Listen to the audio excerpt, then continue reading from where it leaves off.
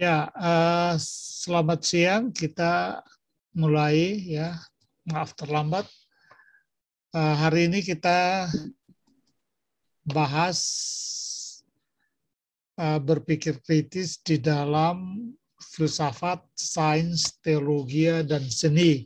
Ya, jadi mengapa kita bahas topik ini? Karena dalam banyak hal orang saintis terutama positivistik ya, kaum positivistik tidak menganggap filsafat, teologi dan seni itu sebagai ilmu ya. Mereka bahkan menganggap filsafat, teologi dan seni itu bukan bagian dari pengetahuan ya.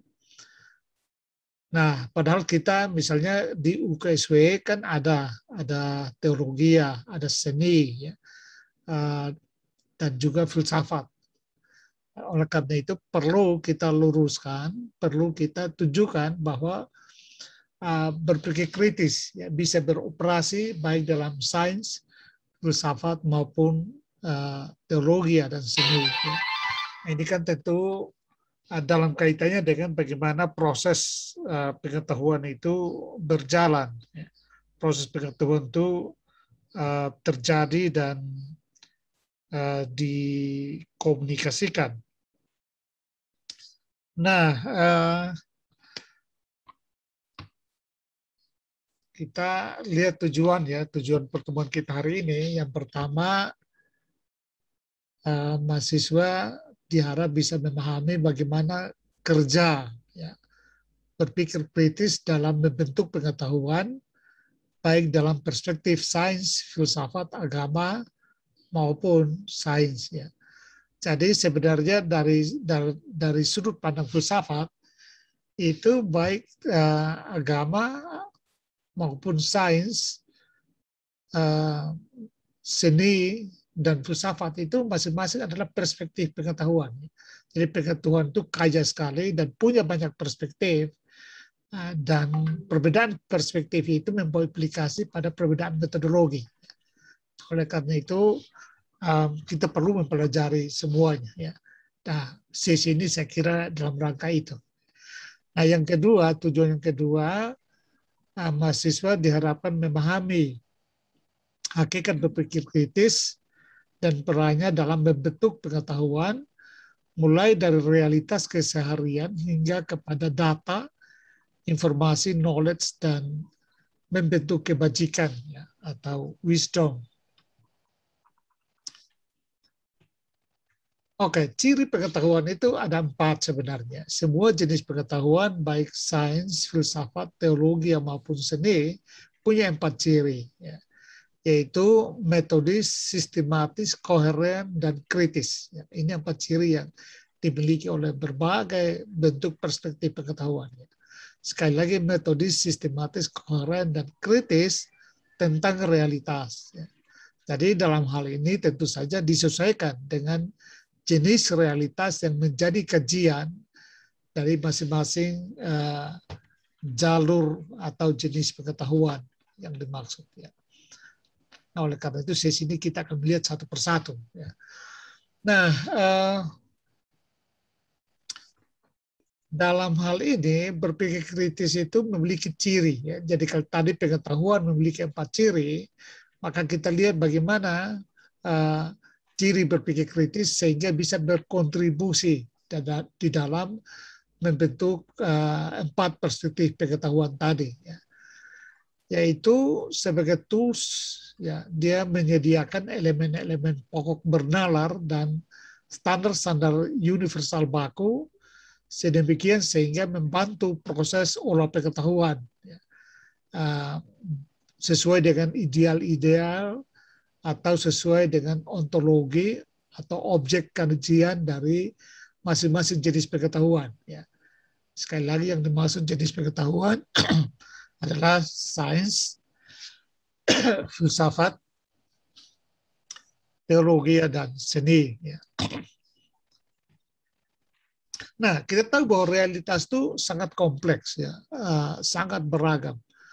Pertemuan pertama dan kedua saya kira kita sudah mencoba definisikan apa itu realitas ya, karena realitas merupakan objek keilmuan, objek dari berbagai perspektif itu, ya maka kita perlu melihat perbedaan-perbedaan realitas itu dan bagaimana semua jenis pengetahuan tadi mengakses ya jenis realitas tertentu dari yang kompleks itu, lalu mereka fokus pada bagian tertentu dari realitas. Biasanya juga dianggap bahwa realitas itu berlapis-lapis ya. Jadi di balik sebuah realitas terdapat realitas yang lain dan di baliknya terdapat realitas yang lain ya. Itu barangkali juga disebut dengan metafisika ya. Di balik fisika selalu ada sesuatu yang meta ya, yang berada di baliknya ya. Nah, tapi ada juga jenis realitas yang ya harus diteropong ya dengan alat yang canggih supaya bisa melihat di kejauhan ya. Sejauh ini misalnya yang bisa diteropong dicapai oleh pandangan mata manusia dengan alat bantu teropong adalah mencapai sekitar 46.000 tahun cahaya ya, atau 43,5 ya, ribu tahun cahaya ya. Nah, itu bisa dihitung ya berapa jauh kita bisa meneropong ruang ya semesta, karena kecepatan cahaya itu kan 1 detik itu 299.700 sekian kilometer ya, hampir 300.000 kilometer 1 detik. Nah, itu artinya kalau kita sudah bisa mencapai jarak 40 sekian miliar tahun cahaya, itu sudah luar biasa ya. Nah, tentu dengan mata telanjang tidak bisa, karena itu juga bentuk realitas. Tapi ada juga realitas yang harus dilihat dengan mikroskop yang super kecil ya, sehingga harus dipantau ya. Nah, kita juga kemudian mengenal yang disebut dengan realitas virtual ya. Dua makna itu sendiri sudah konfliktif ya, realitas dan virtual. Ini sudah, tapi kenyataannya itu ya, kita sudah bisa belajar menggunakan virtual ya, seperti sekarang ini ya. Ini kan hampir tidak nyata sebenarnya. Kita belajar dari jarak dari tempat masing-masing, tetapi kita berada di dalam sebuah ruang virtual ya. Nah, ini jenis realitas lain lagi ya. Tentu ada ilmu yang mempelajari tentang jenis realitas virtual ini kan gitu ya. Nah, juga ada realitas transenden ya, yang menjadi perkumpulan dari agama-agama ya. Itu realitas transenden. Nah, ada juga tentu realitas estetik yang juga menjadi konsen dari bentuk-bentuk atau perspektif pengetahuan tertentu. Nah, jadi dari sini kita bisa lihat bahwa realitas memiliki tekstur ya, bahkan bentuk yang sangat kaya, sehingga memungkinkan ya, berbagai bentuk-bentuk pengetahuan atau perspektif pengetahuan melakukan assessment atau katakanlah bergumul, bergelut, menjadikan jenis realitas itu sebagai objek kajian. Ya. Nah, antara lain tentu 4 yang kita pelajari. Ya. Nah, saya ingin menunjukkan kepada mahasiswa bagaimana Pak Noto, ya, rektor pertama kita, mendefinisikan realitas. Ya. Dan seperti saya sudah katakan bahwa kita selalu harus bergerak dari apa pemahaman kita tentang manusia dan pemahaman kita tentang realitas.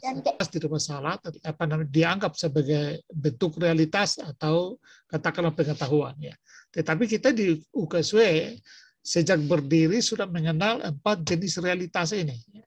Yaitu realitas theos, nomos, anthropos, dan kosmos.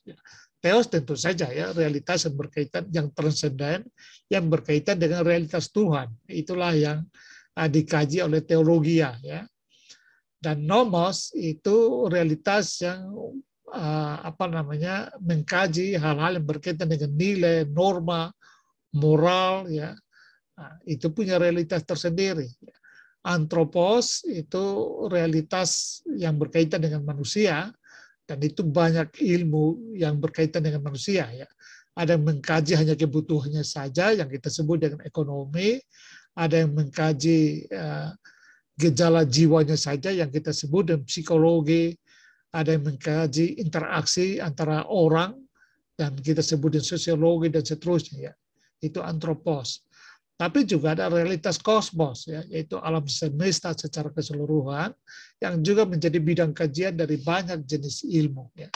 Nah, artinya berpikir kritis membantu kita untuk menstrukturkan atau memahami ya, realitas dari keempat ya, jenis ini yang tentu saja dikaji oleh 4 perspektif keilmuan yang tadi kita sebutkan, 4 perspektif pengetahuan yang sudah kita sebutkan, yaitu sains, filsafat, teologi, dan seni. Nah, jadi berdasarkan model kebenaran UKSW itu, yang tadi itu, yang 4 itu, ya, maka bisa dipahami bahwa UKSW menerima ke jenis 4 perspektif, ya, yang tentu saja berbeda metode. Ya. Nah, misalnya kita mulai dengan sains. Nah, sains adalah jenis pengetahuan yang mengandaikan realitas sensibel, ya, realitas fisika, atau realitas yang bisa ditangkap dengan panca indera ya, dengan menggunakan metodologi positivistik yang ketat. Metodologi positivistik itu maksudnya metodologi yang terukur ya, sangat terukur, sangat subtil ya, detail dan terukur ya. Itu yang dimaksud dengan positivistik. Lalu yang kedua filsafat. Nah, filsafat itu jenis pengetahuan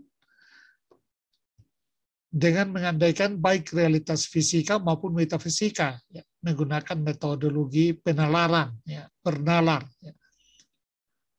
Lalu agama itu jenis pengetahuan yang mengandaikan baik fisika maupun metafisika dengan penekanan pada hakikat hubungan antara manusia dan pencipta, ya, atau yang transenden. Nah, metodologinya ya mungkin hermeneutika ya, hermeneutika untuk memaknai naskah-naskah tua ya, naskah-naskah klasik, dan barangkali kontemplasi atau sejenisnya ya, untuk mengakses, melakukan assessment terhadap realitas-realitas transenden. Dan yang berikut seni itu mengandaikan realitas a priori dan a posteriori. A priori adalah realitas yang non pengalaman ya, jadi dia ada dalam daya hayal, imajinasi kita, tapi tidak ada dalam pengalaman, tidak pernah kita alami. Dan a posteriori adalah yang kita alami, bisa dialami.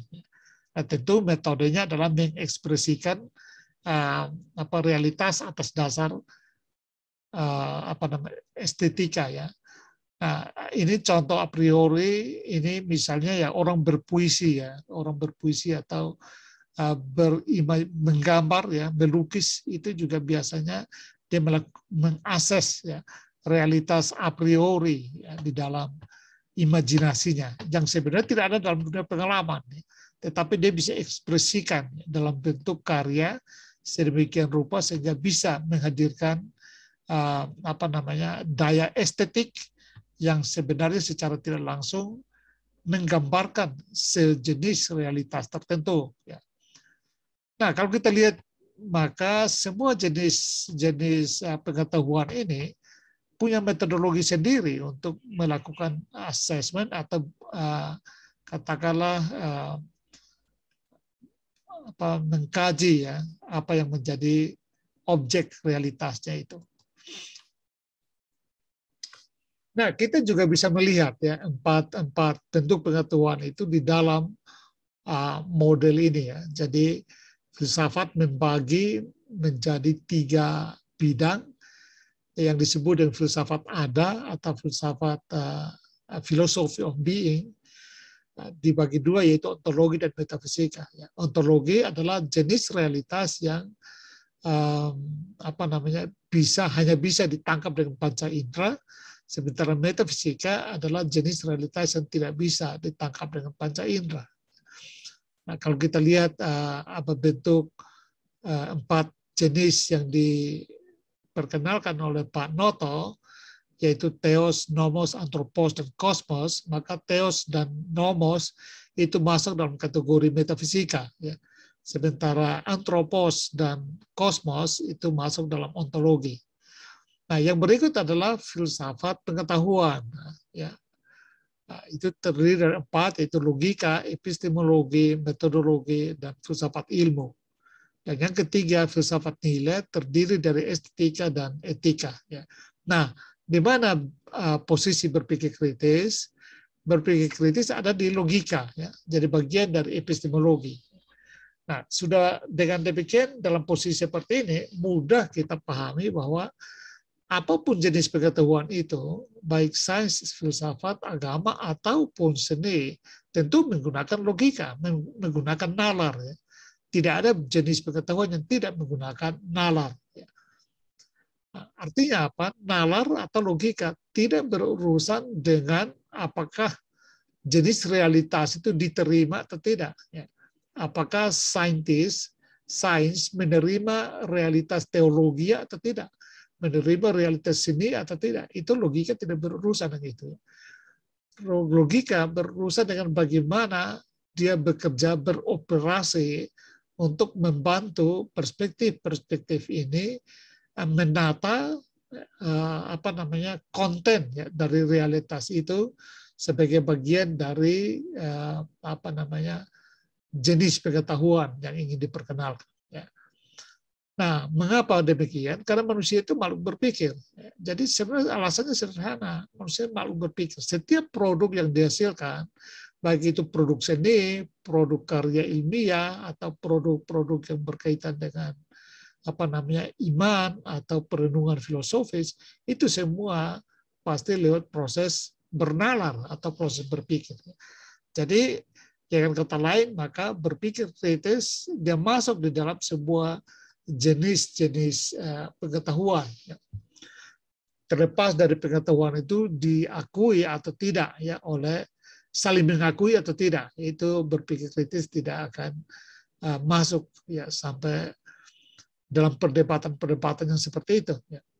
Berpikir kritis tetaplah sebuah tools untuk membantu manusia berpikir, ya, terlatih dalam bernalar, dan itu bisa digunakan untuk apa saja.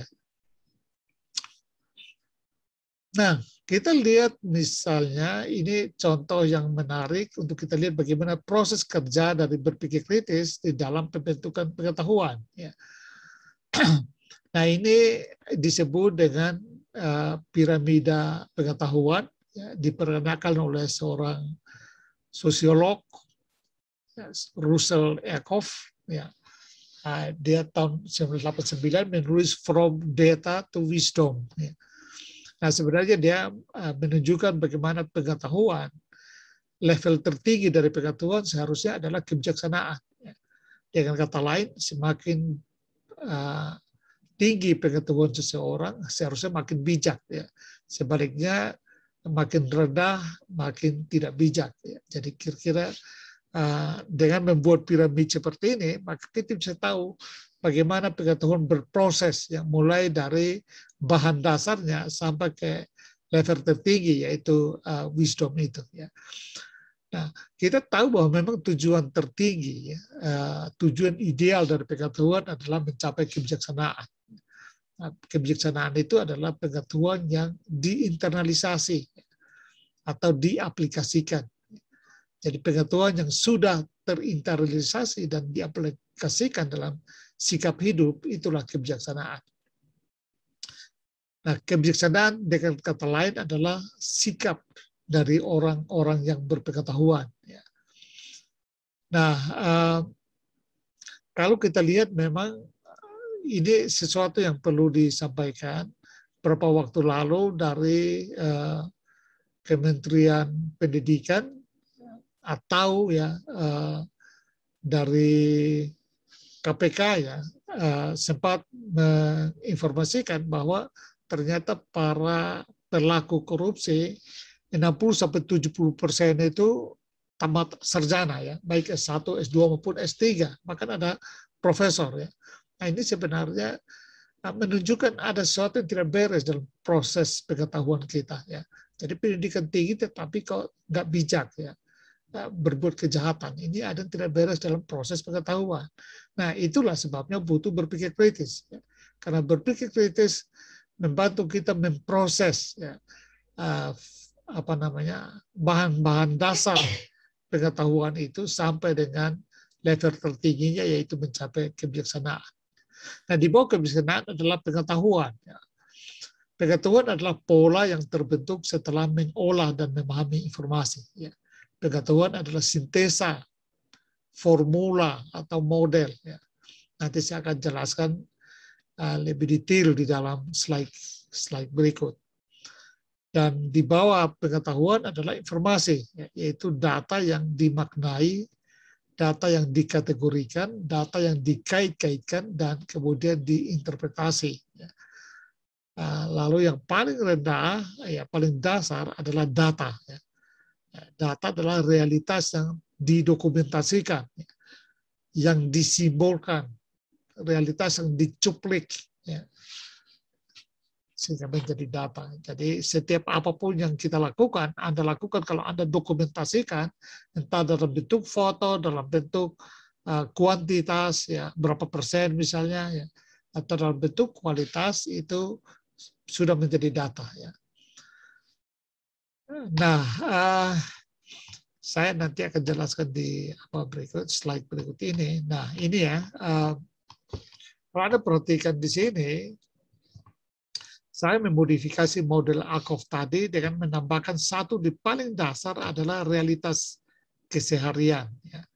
Nah, ini gunanya adalah menunjukkan kepada kalian bagaimana berpikir kritis itu adalah sebuah proses yang mulai dari realitas keseharian kita mengawal sampai dengan terciptanya kebijaksanaan. Ya.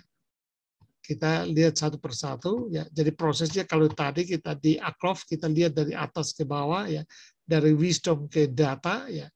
Dan sekarang kita coba lihat dari paling bawah, ya, di bawah data ada realitas keseharian. Ya. Nah, kalau kalian perhatikan di dalam gambar-gambar di kotak realitas keseharian, ini ada orang jual es krim, ya, lalu ada ibu anak bermain, ada tata surya kita, ada orang demonstrasi, lalu ada orang di pasar tradisional, ada orang menari, ada orang sedang beribadah, ada debat-debat politik, ya itu semua adalah keseharian. Anda bermain games, Anda kuliah, Anda jalan-jalan kemana, ya itulah realitas keseharian. Nah, ketika realitas keseharian itu Anda dokumentasikan, maka dia menjadi data. Misalnya, kalau Anda seorang mahasiswa ekonomi, ya, Anda memperhatikan perilaku orang-orang yang berbelanja di warung tetangga Anda misalnya, ya. Apa yang mereka minati, apa yang paling sering mereka belanja misalnya. Anda buat data, Anda mencatat, ya. Nah, itu sudah menjadi data.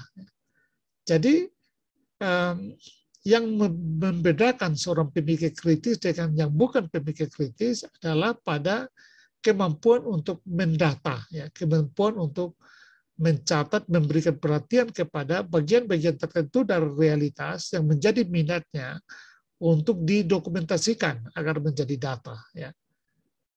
Itu yang mau dikatakan di sini adalah realitas keseharian itu adalah bahan mentah untuk pengetahuan, ya.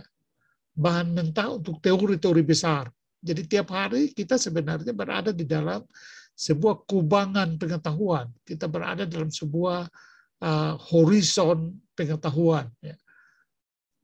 Nah, hanya orang-orang yang terlatih untuk berpikir kritis yang bisa mencuplik atau mengambil bagian tertentu, memberikan perhatian tertentu pada realitas yang diminatinya, ya, lalu didokumentasikan, ya, sehingga menjadi data. Ya. Semakin banyak Anda dokumentasikan, misalnya kalau Anda katakanlah mahasiswa ekonomi atau sosiologi misalnya, ya, Anda memperhatikan interaksi antara orang, baik berbeda etis barangkali, berbeda dari segi latar belakang keagamaan, berbeda dari orientasi seksual misalnya ya, bagaimana mereka berinteraksi ya, interaksi sosial di antara mereka.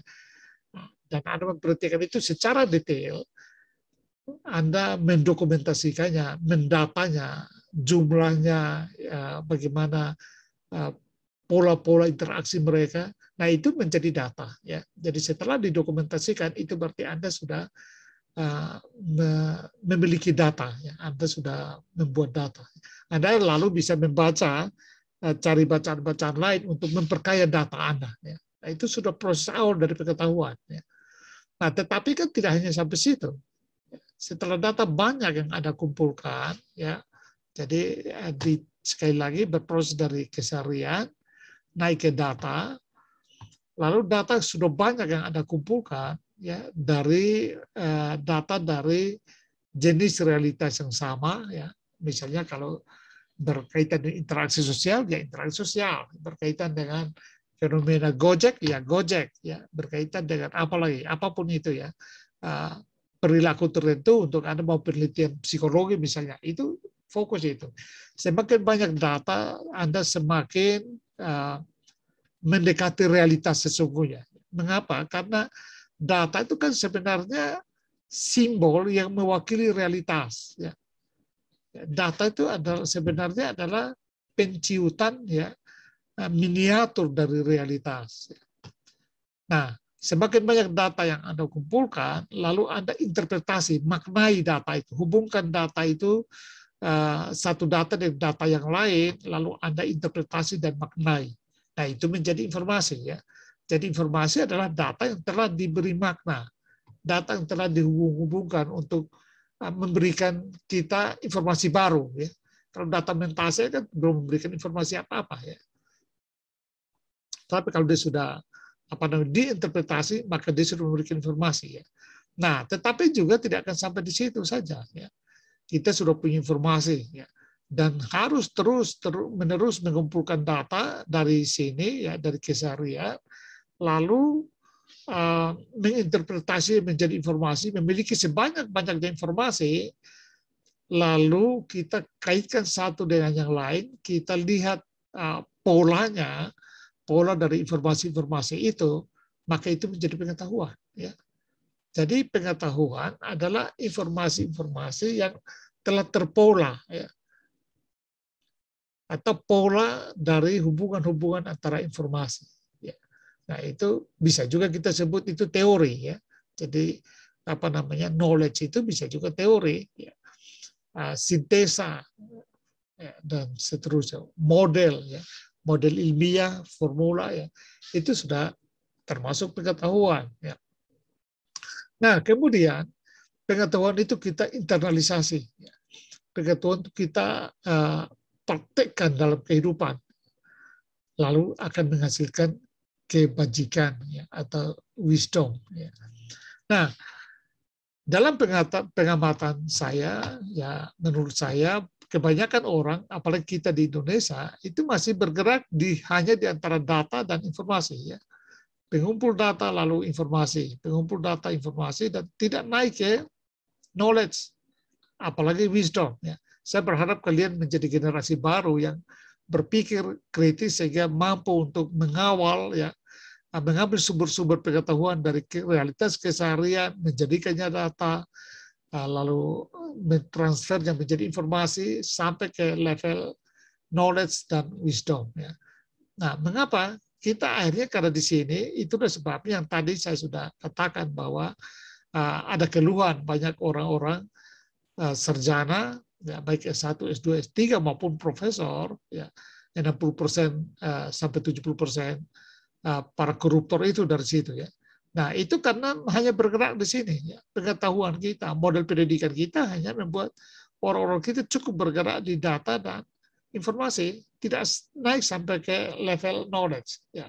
Level knowledge ini bisa juga kita pahami sebagai menciptakan teori, kan gitu ya. Orang-orang kita sedikit yang membuat teori. Padahal banyak teori-teori di barat sana lahir di lahan Indonesia. Mereka datang penelitian di Indonesia, orang-orang tua kita, dan barangkali kita juga termasuk yang informan, memberikan mereka data ya. Nah, lalu mereka olah data menjadi informasi, kemudian menjadi teori-teori. Nah, lalu mereka menjadikannya hasil penelitian atau buku, lalu kita kembali membaca apa-apa tentang daerah kita dari orang Barat. Nah, ini terjadi karena kita tidak kritis, ya, sehingga tidak mengkonstruksi sendiri pengetahuan di dalam keseharian kita. Orang lain lah yang mengkonstruksinya lalu mengajarinya kepada kita. Ya. Nah, ini menurut saya ya ini perlu dirubah ya. Saya berharap generasi kalian adalah generasi-generasi yang bisa menerobos ya, kebuntuan ini. Ya. Jadi bisa secara terlaten, secara kritis memahami dan menjalani keseharian, mengolahnya menjadi data sampai menjadi informasi, menjadi knowledge, dan kemudian menjadi kebajikan. Disinilah berpikir kritis membantu ya. Jadi berpikir kritis membantu kita untuk menyikapi dan mengorganisir ya keseharian kita menjadi data, lalu menjadi informasi, lalu menjadi knowledge, dan menjadi wisdom. Ya. Nah, ini hal yang sangat penting sekali ya, supaya kita bisa katakanlah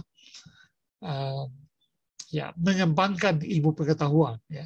Sebab masyarakat kita masyarakat yang sangat plural, lalu topografi iklim kita juga sangat plural, dan itu menjadi boleh dikatakan rimba ya, teori hanya perlu diungkapkan ya. Dan cara mengungkapkannya, kemampuan menciptakan teori hanya bisa terjadi kalau kita menggunakan teknik atau terampil ya dalam menggunakan berpikir kritis ya. Nah, itu sebabnya manfaat kita belajar berpikir kritis ada di situ ya. Kalau Anda punya rutinitas, catat ya, biasakan catat rutinitas Anda itu ya, dokumentasikan ya. Dan itu adalah bagian dari sikap orang-orang kritis. Nah, saya ingin tunjukkan juga model seperti ini ya. Jadi kalau kalian perhatikan ya, ini semua bentuk ilmu yang ada. Ini saya hanya ambil ilmu yang berkaitan dengan manusia ya. Ini datang dari keseharian ya, datang dari yang ini ya. Paling bawah keseharian ini ya. Kita lihat misalnya ya, ilmu sejarah. Ini muncul dari mana? Dari kecenderungan manusia untuk bernostalgia, ya. Mengingat-ingat masa lalunya. Suka kumpul-kumpul, reuni dengan teman seangkatan sekolah, ya, SD, SMP, SMA, ya, dan seterusnya. Ya. Reuni orang sekampung, ya, dan macam-macam. Ya. Kecenderungan keseharian seperti itulah. Lalu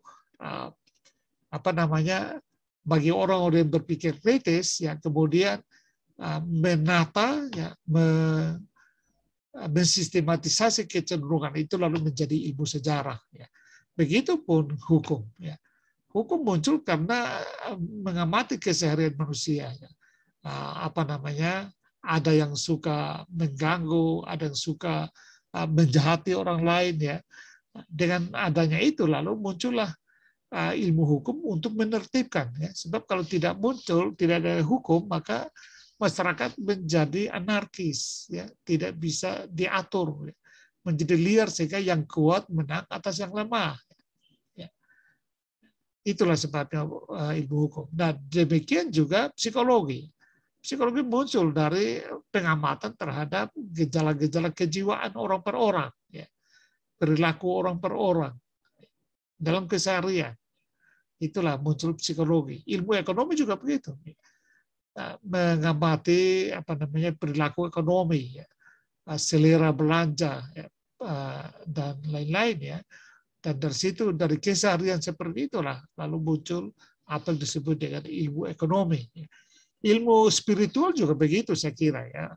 Keseharian kita ada yang suka berkontemplasi atau berdoa macam-macam itu ya, lalu disebutlah sebagai ilmu agama atau spiritualitas ya, dan seterusnya ya. Jadi yang mau dikatakan adalah bahwa ilmu-ilmu ini ya, dan teori-teori besar yang nanti saya akan tunjukkan beberapa, itu bukan jatuh dari langit ya.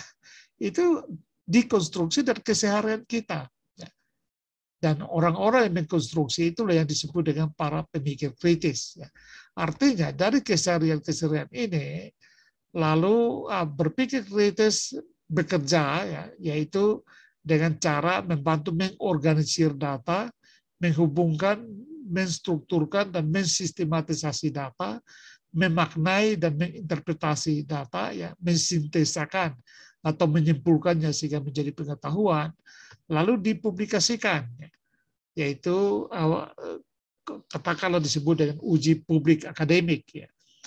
Karena apa? Setiap pengetahuan yang kita dapatkan, itu kan pasti kita publikasi. Publikasi itu dalam pengertian kita katakan, kita ucapkan, kita presentasikan, bisa juga kita tulis, entah tulis di media sosial atau tulis di jurnal atau tulis di apa saja, tetapi apapun yang kita ketahui, kita ya bisa ekspresikan dengan dua cara, yaitu mengatakannya atau menuliskannya, mengatakannya lewat tulisan atau mengatakannya secara verbal lewat ucapan.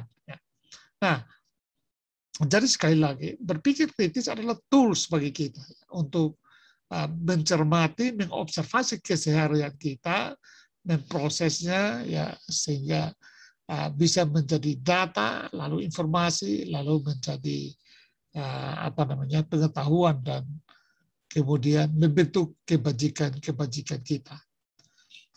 Nah, coba kita lihat lagi berpikir kritis dalam sains. Sains adalah pengetahuan metodis, sistematis, koheren, dan kritis tentang realitas. Ingat, ini 4 ciri dasar dari pengetahuan, metodis, sistematis, koheren, dan kritis. Nah, ontologis yaitu realitas yang naturalistik, karena sains bergelut dengan realitas ontologis, yaitu realitas naturalistik atau jenis realitas yang hanya dapat diobservasi dengan panca indera. Di luar yang bisa ditangkap oleh panca indera itu tidak menjadi objek sains. Sains tidak akan membahas tentang roh atau tentang hantu atau tentang apa lagi yang memang tidak bisa ditangkap oleh panca indera. Nah, sebagai tools berpikir kritis dalam hal ini membantu sains untuk menemukan ideal-ideal dari logic of content. Jadi setiap jenis pengetahuan memiliki logic of content, memiliki konten logiknya atau memiliki katakanlah bahan dasarnya sebagai sumber daya keilmuan, atau sebagai materi keilmuan yang membentuk ciri dari jenis pengetahuan atau ilmu tersebut. Nah, jadi di sini dalam hal ini berkaitan dengan sains, berpikir kritis membantu sains menemukan ideal-ideal dari logic of content-nya dengan menggunakan standar-standar dan kriteria-kriteria penalaran baku dari ragam jenis sains seperti biologi, kimia, fisika, ekonomi, sosiologi, politik, psikologi, dan lainnya, masing-masing memiliki objek material dan objek formal. Nah, itulah jenis realitas yang diakses oleh masing-masing ilmu tersebut. Dan dalam hal ini, berpikir kritis memfasilitasi para saintis untuk menstrukturkan konten logiknya. Nah, kita ambil contoh Jadi salah satu contoh lagi sering saya gunakan ini Isaac Newton dan apel jatuh. Nah, kita tahu bahwa soal hal sesuatu jatuh dari atas ke bawah ini kan sebenarnya bukan pertanyaan. Setiap orang sudah tahu mengalami itu dalam keseharian. Anda minum kopi lalu gelas amat, Anda mungkin jatuh dari meja ke bawah, tentu saja Anda main layangan, layangannya jatuh ke bumi, ke bawah. Sepak bola juga begitu, Anda tendang bolanya ke atas, pasti jatuhnya ke bawah. Volley juga seperti itu. Di kolam renang Anda terjun, jatuh ke bawah juga. Daun-daun kering juga tiap hari kita lihat bisa berguguran, jatuh ke bawah. Bahkan pesawat terbang pun bisa jatuh ke bawah. Dan itu bukan hal yang aneh, bukan? Tetapi orang macam Isaac Newton mempertanyakan, kenapa dia jatuh ke bawah? Kenapa bukan jatuh ke samping atau jatuh ke atas? Nah, ini kan pertanyaannya, mungkin bagi kita pertanyaan yang tidak normal ya. Nah, artinya Newton mengamati keseharian. Ya. Dia fokus kepada gejala-gejala benda yang jatuh dari atas ke bawah, termasuk buah, daun, dan macam-macam itu. Lalu dia mempertanyakannya, kenapa dia jatuhnya ke bawah, bukan jatuhnya ke atas atau ke samping. Nah, bagi kita yang normal ya dalam tanda kutip ini, menganggap itu pertanyaan aneh ya. Tetapi seorang pemikir kritis macam Isaac Newton mempertanyakan itu, dan dengan pertanyaan itulah lahir teori gravitasi ya, yang saya kira menjadi pionir untuk munculnya banyak teori, banyak pengetahuan, bahkan teknologi berkembang pesat setelah teori gravitasi ditemukan oleh Newton. Ya. Jadi sekali lagi, teori yang besar itu tidak jatuh dari langit. Dia jatuh dari kejelian seseorang yang mengamati keseharian. Ya. Nah, saya kira apa yang dicapai oleh Newton itu tentu Anda juga bisa lakukan, Anda bisa capai ya. Dan kebetulan Newton melakukan itu pada saat ya Black Plague, pandemi disebut dengan hitam ya, melanda Eropa pada waktu itu, terutama Inggris ya. Sehingga waktu itu dia sedang lakukan semacam isolasi mandiri ya, di kampung ibunya ya. Dan disitulah dia menemukan teori ini setelah dia konon dia duduk di bawah pohon apel, lalu buahnya jatuh, lalu dia mulai berimajinasi ya. Lalu dari situlah awal teori gravitasi muncul di pikirannya. Nah, jadi sekali lagi itu muncul dari keseharian ya. Nah, mudah-mudahan Anda juga ya mengamati keseharian Anda, lalu dari situ Anda bisa menemukan teori-teori. Kalau Anda gamers, Anda apa saja yang Anda hobi lakukan, coba berpikir kritis untuk mengamati perilaku Anda, perilaku teman-teman Anda yang melakukan hal yang sama. Ya. Dari situ Anda akan menemukan bibit-bibit teori. Ya. Nah, mari kita lihat bagaimana berpikir kritis dalam filsafat. Ya. Nah, dalam filsafat, berpikir kritis merupakan bagian dari bidang filsafat pengetahuan yang tadi saya sudah tunjukkan, yaitu logika. Ya. Nah, ada 3 bidang dalam pengetahuan. Oh ya, sudah saya tunjukkan juga tadi ya, yaitu mencakup ontologi dan metafisika, dan bidang kedua mencakup logika, epistemologi. Ya, saya kira saya sudah tunjukkan tadi ya, berpikir kritis bagian dari logika, lalu filsafat nilai sudah. Nah, filsafat adalah pengetahuan metodis, sistematis, koheren, dan kritis. Nah, ini 4 ciri dasar ya, tentang keseluruhan realitas. Jadi kalau yang tadi kalian perhatikan, sains, dia adalah pengetahuan metodis, sistematis, koheren, dan kritis tentang realitas naturalistik atau realitas fisika. Maka sains, filsafat tidak hanya melihat bagian tertentu saja dari realitas, melainkan bagian keseluruhan, totalitas dari realitas. Artinya realitas baik realitas fisika maupun metafisika, ontologi maupun metafisika, atau realitas kodrati maupun adikodrati. Nah, mari kita lihat bagaimana filsafat berpikir kritis bekerja di dalam filsafat untuk membantu filsafat merancang atau menata logic of content dari filsafat. Nah, ini kita menggunakan pendekatannya Kant. Ya, tentu saja banyak teori-teori filsafat berkaitan dengan realitas. Saya ingin menggunakan model dari Immanuel Kant. Ya. Nah, kalau kita memperhatikan model ini, gambar kiri ya, di sini observer ya, lalu dilakukan observasi dan yang diamati adalah realitas yang kompleks ya. Ingat tadi di piramida pengetahuan, Dia bikin dasarnya yang realitas keseharian, itu realitas yang kompleks. Mengapa? Tiap hari Anda berhadapan dengan aktivitas ekonomi, aktivitas sosial, ya, bermain dengan teman-teman Anda, itu aktivitas sosial. Berbelanja, ada naik angkot atau naik taksi, itu sudah aktivitas ekonomi. Lalu Anda bermain HP dan macam-macam, itu sudah berkaitan dengan teknologi. Jadi setiap hari itu kita lakukan banyak sekali aktivitas dan menggambarkan betapa kompleksnya realitas.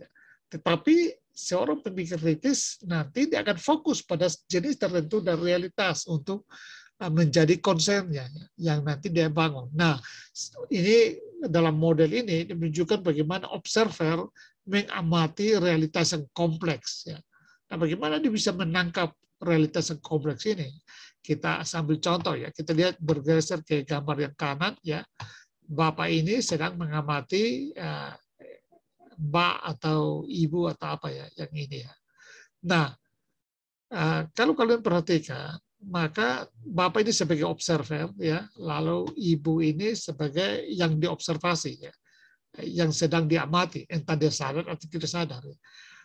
Nah, misalnya kalau yang pengamat atau observer yang mengamati ibu ini ada 3 orang misalnya, lalu kita tanya mereka apa penilaian mereka tentang ibu ini ya, mungkin si A mengatakan oh cantik sekali ya, si B mungkin mengatakan itu biasa saja ya. Si C barangkali mengatakan tidak cantik ya. Nah, pertanyaannya dari 3 jawaban itu siapa yang benar yang menilai objek yang diobservasi itu? Nah, jawaban kita tentu semua benar. Bagaimana bisa semuanya benar? Padahal objeknya satu, objeknya tunggal, kok masing-masing benar. Nah, artinya begini, dari situ Kant menunjukkan bahwa yang dinilai sebagai cantik atau biasa saja atau tidak cantik, itu bukanlah realitas dari objek yang diamati, ya, melainkan realitas dari pengamat sendiri. Ya. Jadi ketika dia melihat, ya, mengobservasi objek, lalu kesimpulan yang dibuatnya, yaitu cantik atau biasa saja atau tidak cantik, itu adalah hasil kolaborasi antara pikirannya sendiri dengan objek yang diamati. Ya. Jadi ungkapan itu, kesimpulan itu bukan menunjukkan realitas yang sebenarnya, ya, melainkan realitas pikirannya sendiri dalam kaitannya dengan objek yang diamati. Jadi ini mungkin agak rumit, tapi sebenarnya tidak sulit untuk dipahami. Ya. Prinsipnya ketika Anda melihat sesuatu, lalu Anda menginterpretasi atau menjelaskan objek yang Anda amati itu bukanlah menjelaskan realitas sejati dari objek yang Anda amati, melainkan itu merupakan hasil persepsi Anda terhadap objek yang Anda amati. Ya. Karena apa? Karena realitas sejati tetap melekat pada objek yang Anda amati itu, dan Anda tidak pernah memiliki persepsi yang tepat 100% terhadap objek itu. Nah, ini cara kerja filsafat, berpikir filsafatnya Immanuel Kant. Ya. Nah, saya ambil contoh di sini ya. Kita lihat observer. Ya. Observer dan objek yang diobservasi adalah setangkai bunga. Ya. Jadi ini observer dan ini setangkai bunga. Ketika dia mengarahkan ya, konsentrasinya terhadap objek yaitu setangkai bunga, dia menggunakan apa yang oleh Kant disebut dengan kategori a priori, ya, yaitu katakanlah ruang waktu. Ya. Bunga ada di mana ya, dan pada saat yang mana, kan begitu ya. Jadi ruang waktu itu bagi Kant dia bukan ada di luar di luar subjek, di luar pengamat, melainkan bagian dari pengamat itu sendiri. Ya. Nah, ruang waktu itu melekat di dalam mental kita, jadi dia bukan berada di luar diri kita. Demikian juga sebab akibat, karena sebab akibat tidak bisa bisa diamati, ya. Sebab akibat tidak bisa dibuktikan. Ya. Nah, misalnya Anda berdiri di gerbang pintu UKSW hendak keluar, lalu pas Anda dengar tabrakan, Anda melihat ternyata ada misalnya Katakanlah ada kucing yang lewat lalu ditabrak oleh bis, ya. Nah, Anda tidak bisa mengatakan bahwa kucing itu mati karena ditabrak oleh bis. Ya. Itu Anda tidak bisa mengamati hubungan kausal antara bis yang menabrak dan kematian kucing. Ya. Yang Anda bisa lakukan adalah urutan-urutan kejadiannya. Bahwa pertama ada kucing menyeberang, lalu urutan berikutnya ada bis dengan kecepatan tinggi, lalu menabrak kucing, kemudian event berikutnya adalah kucingnya mati. Tetapi Anda tidak bisa secara langsung melihat bahwa matinya kucing itu diakibatkan oleh tabrakan. Ya. Ini mungkin sulit dipahami, tapi misalnya begini, ambil contoh misalnya, bisa saja kucing itu kaget lalu dia jantungan dan mati sebelum ditabrak, kan gitu ya.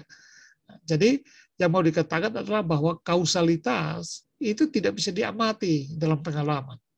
Nah ini cara berpikirnya kan. Nah sama halnya dengan ini, ketika Anda mengarahkan observasi Anda kepada objek ini, lalu dia mengatakan bunga indah misalnya, ya, maka kesimpulan bunga indah ini bukanlah kesimpulan yang merepresentasi realitas keseluruhan dari bunga ini, melainkan kesimpulan itu muncul dari hasil konstruksi persepsi dari pengamat dengan objek, ya. Jadi hubungan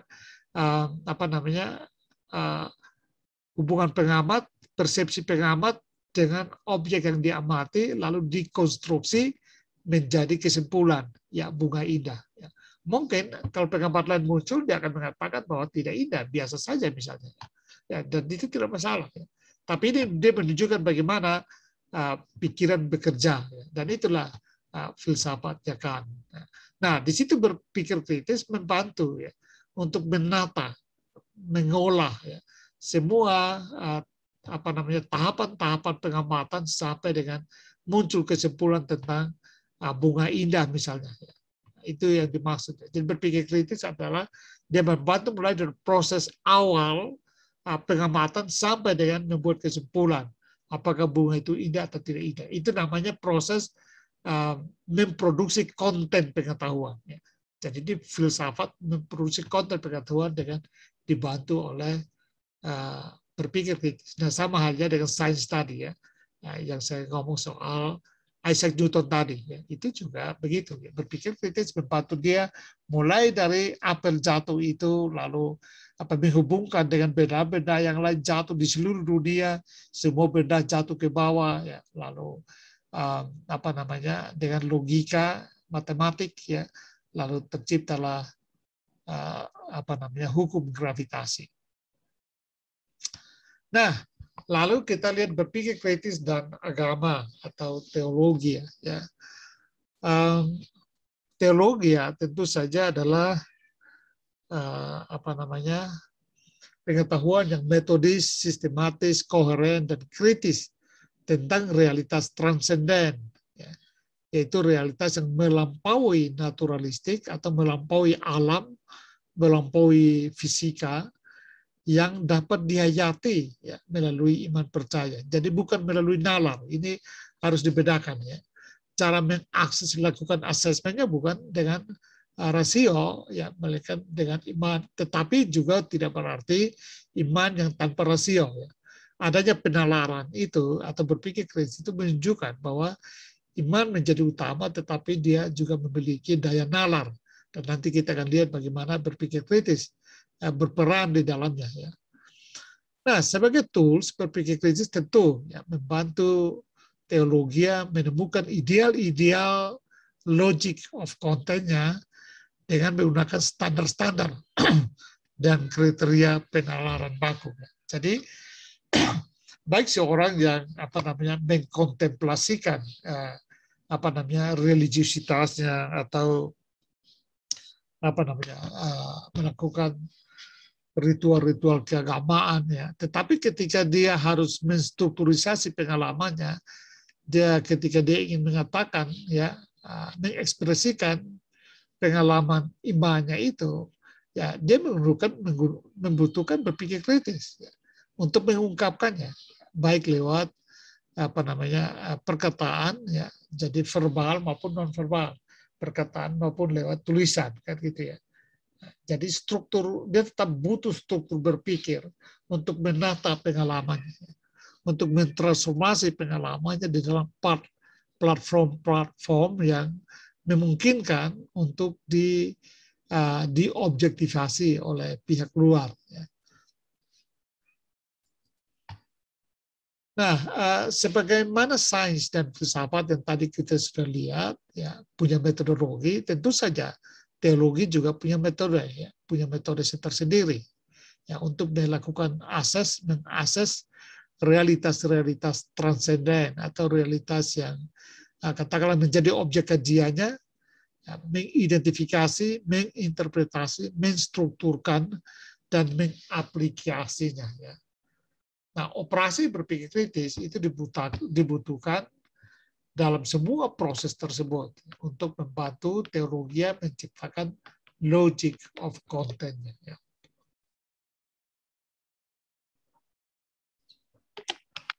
Nah, prinsipnya begini, ciri setiap pengetahuan adalah pada logic of content.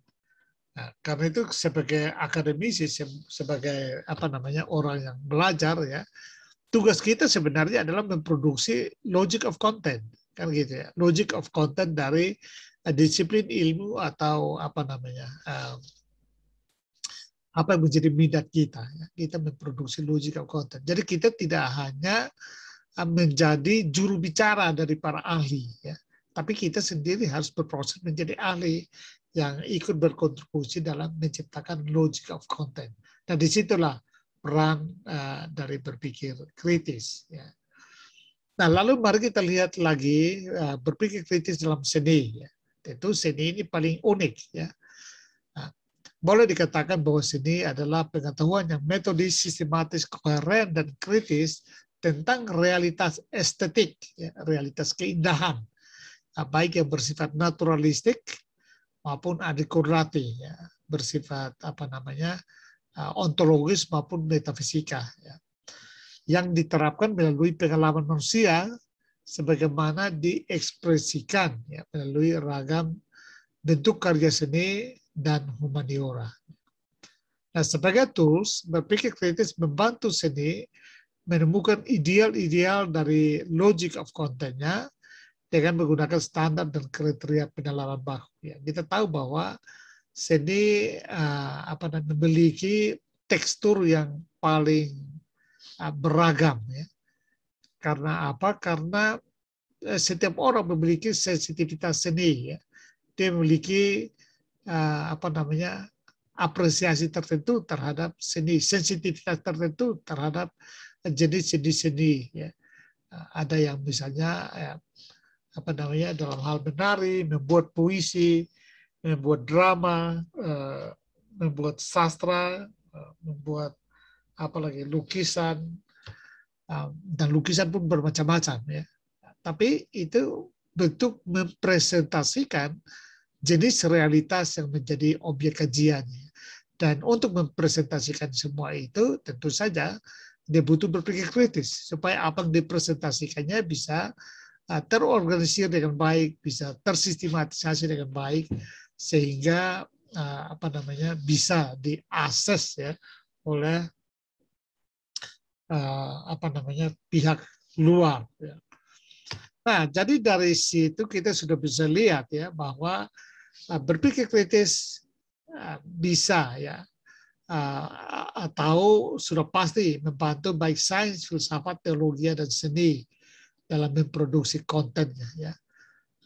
Jadi ini sebagai kesimpulan saya kira, ya, baik sains, filsafat, teologi maupun seni itu akan mempresentasikan logic of content.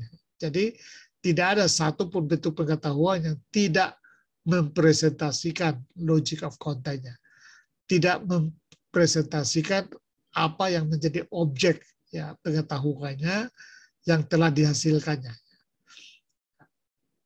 Itu saya kira tidak ada yang seperti itu. Nah, oleh karena itu berpikir kritis tidak saja berperan dalam memproduksi konten, ya, dari keempat jenis pengetahuan itu, melainkan juga mempresentasikannya. yaitu melalui critical writing dan critical speaking. Kalau Anda perhatikan gambar ini, dalam filsafat ya, yang tertinggi pada akhirnya adalah dialektika keilmuan. Ya.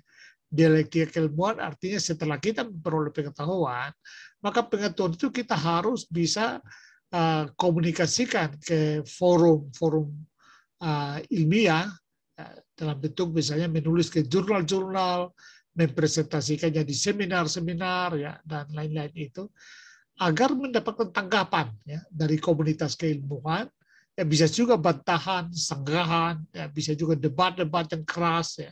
Sehingga dari proses itu lalu bisa gugur atau bahkan bisa makin kuat ya kan gitu ya. Dan itulah yang membantu untuk pengetahuan bertumbuh. Nah, itu juga dialami sebenarnya oleh sains, filsafat, teologi dan seni ya. Jadi setelah berpikir kritis bisa membantu mereka untuk mengawal, memproduksi konten, maka berpikir kritis juga membantu untuk mempresentasikan konten dari keempatnya. Ya, masing-masing kontennya itu dipresentasikan dengan menggunakan apa yang saya sebut dengan platform dialektika keilmuan, yaitu ada dua, critical writing dan critical speaking. Ya. Tetapi tentu saja critical writing ke jurnal-jurnal ilmiah, ke makalah-makalah seminar, ya kemana saja. Bahkan ada yang juga mendiskusikan pengetahuan-pengetahuan temuannya atau kesimpulan-kesimpulan yang dibuatnya dalam pembelajarannya dari hasil pembelajarannya di dalam misalnya status media sosialnya. Ya, paling umum itu Facebook ya. Jadi karena Facebook bisa menulis panjang ya, dan itu bisa menimbulkan debat-debat para ahli ya, saling berkontribusi, memperkaya, bahkan berdebat secara serius ya, di Facebook ya. Nah, tetapi juga bisa platform lainnya adalah speaking ya. Jadi Anda tidak menulis, tapi Anda berbicara di mana-mana ya. Bisa diundang ke seminar-seminar atau bahkan Anda setiap ketemu orang Anda menyampaikan gagasan itu lalu disanggah atau diberi masukan ya, pada lama-kelamaan apa yang Anda jadikan pengetahuan atau kesimpulan Anda atau mungkin sudah Anda anggap teori barangkali ya akan mengalami ujian-ujian publik ya. Nah, dasarnya ya, dasar utama dalam berpikir kritis ketika melakukan dialektika keilmuan ya, atau dasar untuk melakukan dialektika keilmuan itu yang disebut dengan kebajikan intelektual. Ingat tadi ya, di dalam piramida pengetahuan yang tertinggi adalah kebajikan ya, kebijaksanaan yang sebenarnya menjadi dasar ya, atau menjadi yang merupakan bentuk praktis atau penerjemahan dari pengetahuan atau hasil internalisasi dari pengetahuan. Apa itu kebajikan atau kebijaksanaan? Nah, kita merumuskannya misalnya intellectual humility ya. Jadi punya kerendahan hatian intelektual ya. Punya integritas atau kejujuran intelektual. Punya keberanian intelektual atau courage ya. Artinya dia berani membicarakan gagasannya karena dia berbasis data, berbasis evidence, ya.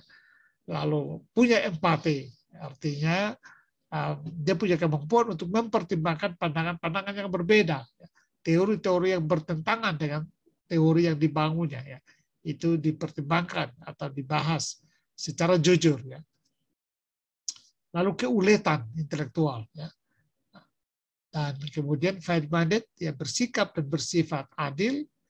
Epistemic virtus, ya, berusaha untuk mencari data, memproses pengetahuan dengan cara-cara yang fair, cara-cara yang jujur, ya, dan kemudian kebajikan, kedermawanan intelektual, ya, yaitu mudah berbagi pengetahuan, ya. Nah, berbagi tentu saja sekali lagi lewat menulis atau berbicara, ya. Nah, nilai-nilai ini yang kita sebut, kita di UKSW membayangkan itu sebagai isi dari apa yang oleh Pak Norton disebut dengan creative minority. Jadi kalau Anda selalu mengatakan I am creative minority, maka sebenarnya Anda mengatakan bahwa saya itu orang yang memiliki kerendahan hatian intelektual, ya, intellectual humility, memiliki kejujuran intelektual, ya, memiliki keberanian intelektual, memiliki empati, memiliki tidak pernah menyerah dalam hal mencari kebenaran, ya, fair-minded, ya, bersikap adil, epistemic virtues, dan punya mental kedermawanan intelektual. Nah, ini yang dimaksud. Jadi ketika berdialektika lewat platform critical writing dan maupun platform critical speaking, sudah harus diandaikan bahwa kita telah memiliki nilai-nilai dasar, ya, yang menjadi virtus atau menjadi wisdom, ya, yang kita sebut sebagai creative minority itu, ya, yang mendasari, ya, tindakan-tindakan kita yang kita ekspresikan, ya, pengetahuan kita yang kita ekspresikan lewat dua platform dialektika keilmuan. Ya. Nah, saya kira itu, ya. Jadi dengan demikian maka sudah bisa dikatakan atau sebagai kesimpulan penegasan saja bahwa berpikir kritis membantu sains, filsafat, teologi maupun seni memproses kontennya, memproduksi kontennya. Tetapi tidak hanya itu, berpikir kritis juga membantu sains, filsafat, teologi, dan seni untuk mengekspresikan, ya, kontennya, ya, lewat platform dialektika keilmuan, yaitu critical writing dan critical speaking. Ya. Saya kira itu semoga memperkaya. Ini adalah 4 referensi yang saya gunakan. Ya, saya akan lihat apakah dalam, saya tidak ingat persis, ya, tapi ada mungkin 1 atau 2 dalam bentuk PDF. Ya, nanti saya upload di Offline untuk Anda. Ya. Nah, sebagaimana biasa tugas refleksi yaitu Anda menjawab pertanyaan ini. Ya. Bagaimana bersikap kritis dalam bidang keilmuan atau bidang studi yang Anda geluti saat ini di UKSW. Ya. Jadi seperti biasa syarat-syaratnya berapa kata itu Anda sudah tahu, saya tidak perlu jelaskan lagi. Ya. Sebaiknya buat dengan dilengkapi contoh-contoh praktis, ya, untuk mendukung argumen Anda. Ya. Saya kira demikian saja pertemuan kita. Kalau ada pertanyaan saya persilakan. Silakan kalau ada mau bertanya.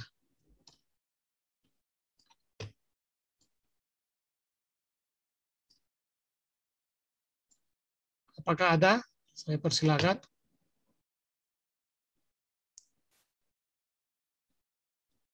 Forum diskusi juga. Oh ya, Marcela, silakan Marcela, kamu raise hand, ya.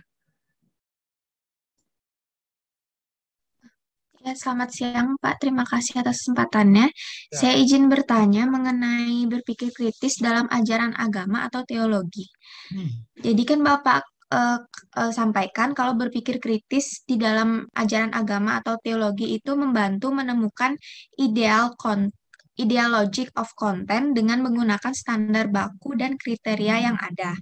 Nah, kalau kita misalnya ambil dari salah satu dari teori pandangan Kristiani. Kalau misalnya dari pandangan Kristiani itu kan banyak mengandung apa ya Pak? Seperti teori-teori mujizat gitu loh Pak. Jadi kalau misalnya kalau saya pribadi ambil kesimpulan itu kayak nggak masuk akal gitu. Misalnya kayak Musa membelah lautan atau air menjadi anggur seperti itu. Nah, yang jadi pertanyaan saya, bagaimana berpikir kritis itu berperan dalam menemukan logic of content-nya itu, Pak? Nah, ini pertanyaan menarik, ya, Marcela, ya. Nah, jadi begini, memang yang sering jadi masalah adalah ketika kita mencampur adukan realitas, ya, realitas cara berpikir saintifik kita bawa untuk mengevaluasi realitas jenis realitas transenden, realitas teologis atau realitas seni, ya. Itu yang selama ini menjadi perdebatan, ya. Karena itu misalnya kalau yang terakhir kami sempat bahas di UKSW adalah buku terbarunya Richard Dawkins, ya, yang membahas tentang reality, dan itu Richard Dawkins menganggap bahwa teologi itu bukan pengetahuan, ya, tidak benar, itu mitos, lalu filsafat juga mitos, apalagi seni, ya. Jadi dianggap satu-satunya kebenaran tunggal adalah sains, ya. Nah, mengapa itu terjadi? Karena dia menggunakan cara berpikir atau metode berpikir sains untuk mengevaluasi teologi, realitas filsafat dan realitas seni, ya. Nah, untuk melihat berpikir kritis dalam konten teologi, ya, maka kita harus menggunakan logika teologi, ya. Tidak boleh membawa logika saintifik, metode saintifik di dalam mengakses realitas teologi, ya. Jadi kalau dalam teologi, ya, soal mujizat itu kan bagian dari konten teologi, ya kan? Cerita kisah-kisah tentang mujizat, kisah-kisah tentang katakanlah kebangkitan, itu memang logic of content dari teologi, ya. Karena itu kalau kita melihat itu dengan pandangan saintifik, tentu saja salah. Ya, itu sama, saya biasa bahasakan begini. Itu sama seperti kita mau pergi tangkap ikan paus, tetapi kita cari di hutan. Nah, itu pasti tidak ketemu. Nah, tidak ketemu bukan karena tidak ada ikan paus, tetapi karena kita cari di tempat yang salah, kan gitu, ya. Nah, sama halnya dengan itu, kalau kita menggunakan cara berpikir metode saintifik untuk menilai realitas-realitas yang bukan saintifik, apalagi realitas teologi, maka tentu kita tidak akan ketemu, ya. Misalnya orang kalau baca sekali lagi buku Richard Dawkins yang saya bilang itu, dia berusaha untuk membuktikan Tuhan dengan cara bagaimana supaya saya bisa lihat Tuhan. Kalau lihat tunjukkan, jadi melakukan observasi seperti pembuktian dalam ilmiah, ya. Tentu saja cara begitu tidak akan ketemu, ya, karena jenis realitasnya berbeda. Jadi yang dimaksud dengan membantu menstrukturkan logic of content adalah logic of content menurut, ya, spesifikasi atau keunikan dari jenis pengetahuan itu. Demikian juga dalam seni, tentu saja, ya. Kalau seni kan kita lihat hasil puisinya orang, lalu kita pakai cara berpikir ilmiah, kita bilang, wah, itu tidak masuk akal, kan gitu, ya. Loh, itu kan namanya puisi, ya. Jadi kita harus datang dengan metodologi estetik, puisi, ya. Nah, itu yang dimaksud dengan membantu untuk memahami logic of content-nya. Jadi membantu menstrukturkan logiknya supaya bisa dipahami oleh orang di luar dari yang membuat konten itu, ya. Itu yang dimaksud, ya, Marcella. Jadi saya kira ini pertanyaan bagus karena apa? Memang banyak yang salah kaprah, ya. Jadi mencampur adukan jenis realitas itu datang dengan metodologi lain untuk menilai realitas di bidang yang lain, ya. Karena agama sendiri punya metodologi sendiri, metodologi hermeneutik misalnya, ya kan? Dan itu, ya, sah, tidak bisa lalu orang ilmuwan bilang itu metodologi tidak benar, ya, tidak bisa karena jenis realitasnya memungkinkan untuk itu. Bahkan juga agama, orang-orang religius kita yang beragama, ya, kita bisa juga menggunakan metodologi misalnya kontemplasi, ya kan? Kontemplasi kita merasa bertemu dengan Tuhan. Nah, bagi orang saintifik tentu tidak masuk akal itu, ya, nggak masalah. Nah, menurut metode sains tidak masuk akal, tapi menurut metode religius, ya, masuk akal. Ya, itu yang dimaksud, ya. Jadi setiap bentuk pengetahuan punya jenis logic of content tersendiri, ya. Nah, di situ berpikir kritis membantu, ya. Itu yang dimaksud, ya, Marcella, ya. Sudah paham atau masih ingin bertanya lagi? Silakan. Sudah paham sih, Pak. Tapi mungkin saya mau make sure lagi, Pak. Saya mau mengulang sedikit. Berarti kalau berpikir kritisnya itu dalam menemukan logic of content itu dia tergantung pada pengetahuan yang mana, sehingga bentar, Pak, gini, Pak. Saya agak berbelit-belit.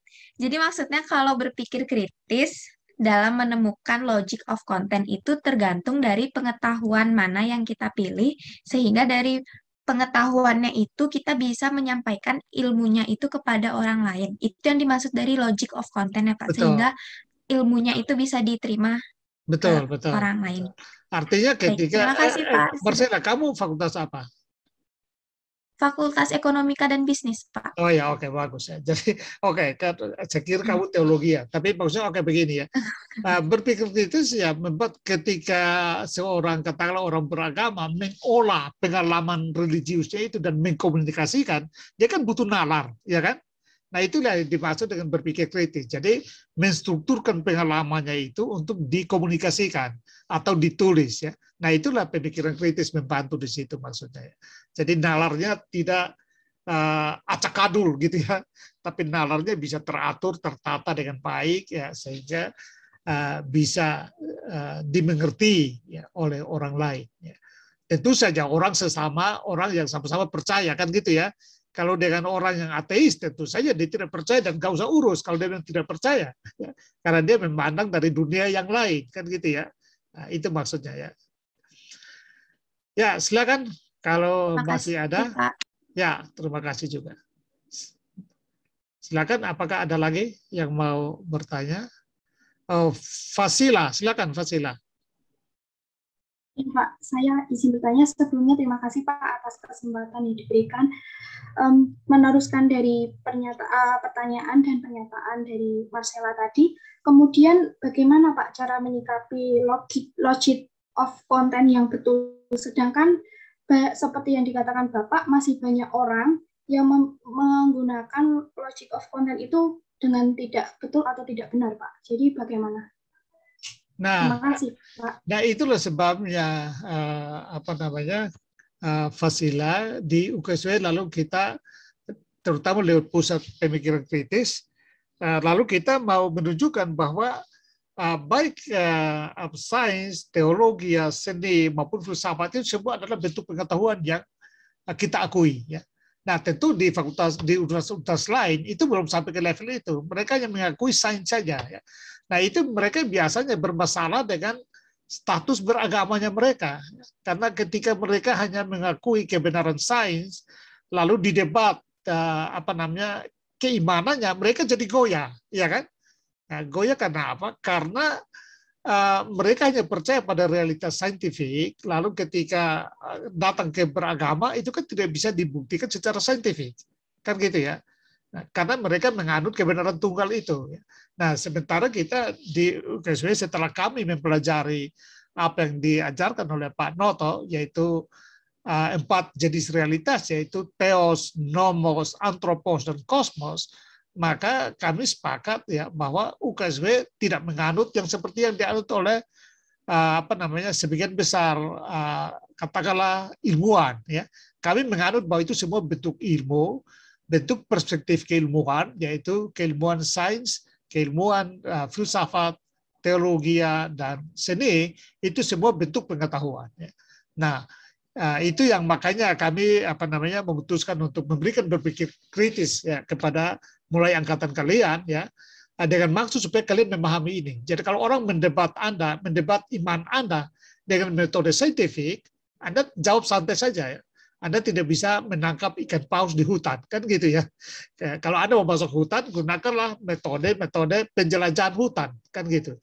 Atau Anda tidak bisa menangkap katakanlah monyet di lautan lepas, kan gitu ya. Nah, kira-kira begitu. Jadi kalau Anda datang ke ke teologi ya, atau dunia percaya iman, maka Anda harus menggunakan metodologi iman untuk memahaminya ya. Jadi memang ini terobosan ini kita baru lakukan katakanlah mulai dengan berpikir kritis ini ya. Sebelumnya juga begitu ya. Jadi jangan heran kalau orang yang menjadi ilmuwan lalu cenderung menjadi ateis ya. Cenderung berbicara iman, dia cenderung merendahkan iman ya. Ya karena seorang yang menggeluti sains dia seperti berdiri di atas 2 kaki ya, berdiri di atas 2 gerbang yang berbeda ya. Ketika dia di dunia saintifik, dia harus bergumul dengan realitas-realitas yang terukur, realitas yang harus bisa ditangkap dengan panca indera, metodologinya sangat ketat. Sementara ketika beriman itu tidak punya metodologi seperti itu. Metodologinya lain sebenarnya. Nah, tetapi karena dia menggunakan hanya katakanlah platform saintifik, maka dia cenderung menjadi gamang dalam hal beriman. Ya. Tetapi dengan merumuskan bahwa kita punya 4 jenis realitas seperti ini, maka Kita bisa berilmu secara baik, juga beriman secara baik. Tidak soal dengan itu ya. Karena metodologinya berbeda. Kita sudah paham itu ya. Termasuk nilai-nilai ya, nomos. Nomos itu juga nilai-nilai itu juga tidak bisa diukur dengan metodologi saintifik. Tetapi dia ada, ya kan? Nilai keadilan, nilai kebaikan dia tetap ada. Secara saintifik tidak bisa dibuktikan, tetapi dia ada. Nah, dalam sains itu ada pada disebut dengan level aksiologi, ya, level etikanya. Ya. Jadi begini, pada akhirnya begini, bagus ini pertanyaan Fasila membuat saya harus jelaskan ini. Kalau tidak nanti saya tadi tidak jelaskan, lupa untuk menjelaskan. Betapapun sains memiliki metodologi yang sangat ketat, tetapi sains tidak bisa mencegah implikasi etisnya ya, dari temuan-temuan sains. Ya. Misalnya, ya kita masuk ke cloning, ya kan, atau penciptaan bom atom, itu kan betul. Sains bilang dia tidak urusan dengan apa, dia hanya metode ilmiah ketat saja, tetapi dia tidak bisa mencegah implikasi etis. Dan disitulah katakanlah iman dan agama membicarakan itu. Anda tidak bisa sembarang buat itu. Kalau tidak kita manusia semua mati kan gitu ya. Nah, jadi tetap sains bagaimanapun juga dia punya aspek etis yang dia tidak bisa menghindar dan dia tidak punya metodologi itu. Metodologi untuk menemukan level etisnya itu justru ada pada agama ya, dan filsafat. Ya. Begitu bisa ditangkap itu, Fasila. Baik, Pak. Gitu.